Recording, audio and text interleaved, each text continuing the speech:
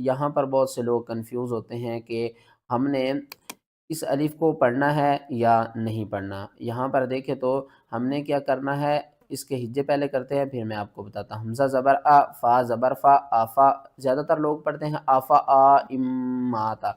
वो कहते हैं कि ये अलिफ जो है इस फ़ा के साथ पढ़ी जाएगी। नहीं, ये जो गोल सर्कल ऊपर आ रहा है ना, इसका मतलब है कि आपने इस अलिफ को नहीं पढ़ना।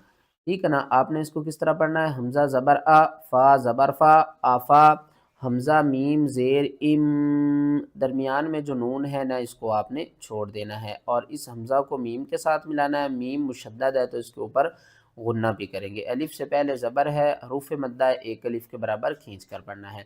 अफ़ा इम माता, अफ़ा इम माता, अफ़ा इम माता आपने नहीं पढ़ना, आपने अलिफ को छोड़ देना, ये वस्ल अलिफ है।